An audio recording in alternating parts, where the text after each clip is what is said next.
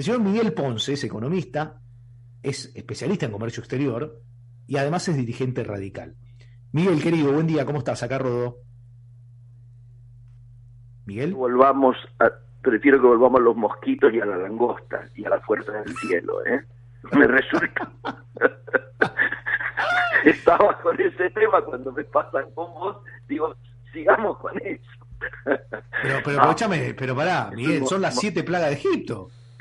Sí, las fuerzas del cielo, volvamos. Claro.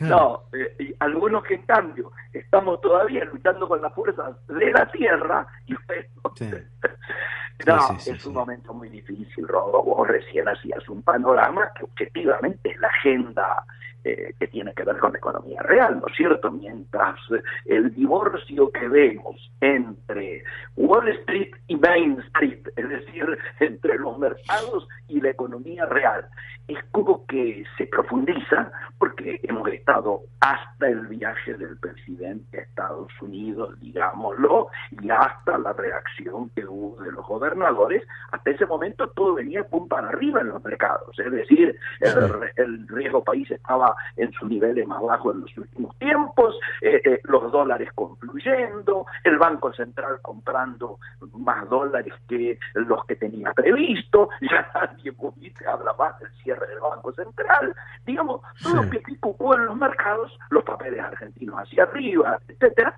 pero claro, aquí en la economía real, la mayor pobreza que uno recuerde en mucho tiempo en términos de velocidad de caída, el peor momento en toda la historia de los jubilados, nunca ha habido una situación de jubilados así, un presidente que se vanagloria de haber logrado en un mes, ¿no es cierto?, el superávit fiscal y anular el déficit fiscal más de lo que le pedía el Fondo Monetario Internacional, todo en una situación de gravedad donde del 60% arriba, en mitad de enero de pobreza, ya estamos en el 70% y viajando hacia el 80% de pobreza en un hecho absolutamente inédito. Ese divorcio que se va dando, bueno, ahora tiene ya indicadores que lo que hablamos la última vez está agravado. Es decir, cuando hablamos contigo, la última vez yo dije que a diferencia de lo que el presidente nos anunciaba, que íbamos a tener 1 o 2 meses de estanflación, es decir, estancamiento, no crecida ni caída, pero estancamiento, que yo te dije en aquel momento, la figura metido en palomita a firmarlo ya, porque a lo que hemos entrado es a una receflación, es decir, recesión que se ha agudizado con alta inflación. Menos que en diciembre, sí, menos que en diciembre. En enero menos que en diciembre, pero en niveles escandalosos como el propio presidente lo reconoció. Ahora, ya empezamos a ver cómo esto pega, no solo en la economía real, sino dentro de ella en el empleo. A ver, obviamente los trabajadores de asignar los próximos 2 meses no van a cobrar extras, no van a cobrar bonos, no van a cobrar productividad, es decir, empieza el problema del salario, pero en muchos lugares ya han empezado los despidos. Esto está pegando de manera directa en el empleo. Y te diría, ni siquiera podemos hablar de que el triunfo inflacionario, el triunfo de la caída, ¿no es cierto?, sobre la inflación que está registrándose y que tal vez se refleje también cuando termine febrero, es virtuoso. No, no es virtuoso. Es producto de la recesión, producto de la caída de ventas. Yo escuchaba ayer, limpiaron los programas sociales y los plantearon que esos programas sociales los reemplazan por 2. Claro, uno de ellos es prácticamente para que la gente ingrese al trabajo formal. Pero resulta que el entorno te dice que se están destruyendo puestos de trabajo. La pregunta es, ¿tiene sentido pensar en políticas que van a contramano de lo que está ocurriendo en la macro, tanto económica como socialmente? Hablábamos recién de que el presidente se enorgullecía del superávit fiscal de enero, pero ese superávit fiscal tiene, diría, 3 patas, por lo menos 4 tal vez si la amplias. La primera pata sobre los jubilados. Claramente el congelamiento, ¿no es cierto?, la licuación de sus ingresos es infernal. Segunda pata, obviamente el no giro a las provincias, y la quita de los subsidios. Y la tercera, la que vos tocaste casi de costado recién, es que no se han pagado importaciones. El tema de así cualquiera obtiene un superávit, vos en tu casa no pagas la luz, el gas, el crédito, etcétera y demás, obviamente ese mes vas a tener superávit. Ahora eso no es sin consecuencias. Las consecuencias es lo de Hacienda, es lo de las pymes, las consecuencias es lo que está pasando en los supermercados.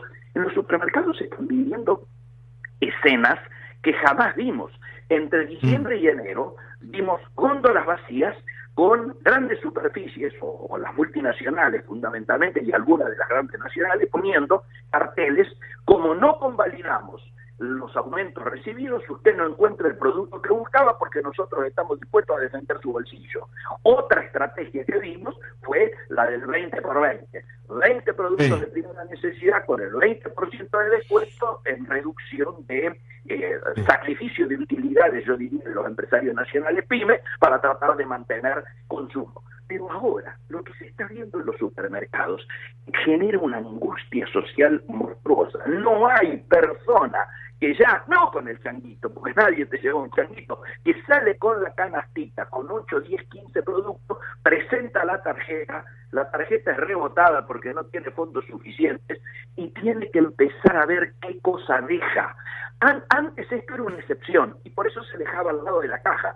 Ahora los supermercados han tenido que habilitar muy cerca de las cajas lugares para ir dejando productos abajo, o en los lugares donde está atendiendo los cajeros, dejar abajo los productos. Esa sensación de tener que estar optando qué dejo de consumir, claramente está marcando el grado de licuación de nuestra calidad de vida a la que se está llevando a nuestra sociedad. Ahora, Miguel, te voy a preguntar por algo que, digamos, parece a esta altura, ¿no? Con todo lo que venís describiendo y que obviamente son los temas, parece como hasta suntuario, ¿no? Pero el tema de importaciones. Porque recién un analista político nos decía que no se te vaya a romper el auto, y si el auto es importado. Y la mayoría de los autos tienen componentes importados porque no está entrando nada. ¿Cómo está este tema? Bueno, primer asunto, obviamente se recibió una situación muy difícil, ¿no es cierto? Con las trabas que todos conocíamos, con las iras con los niveles que había de endeudamiento, con un endeudamiento monstruoso, y todos, obviamente en función de los anticipos que se habían hecho desregulatorios, el debate era en relación a dos temas: el stock y el flujo. ¿Cómo el gobierno iba a encarar el stock y el flujo? Muchos pensamos que iba a ser primero una cosa y luego otra. No, resolvieron encarar las dos a la vez.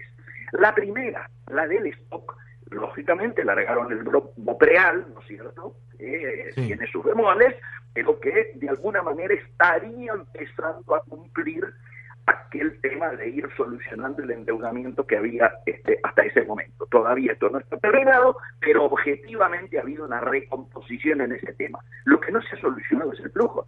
En el flujo, los únicos que han logrado solucionar son en general las grandes, o las que tienen casas matrices afuera, y ellas son subsidiarias de alguna manera de esas casas matrices. ¿Por qué? Porque ahí se volvió de alguna manera, y gracias al esfuerzo de esos sectores privados y a la baja en el viejo país, se logró recuperar algo del crédito comercial.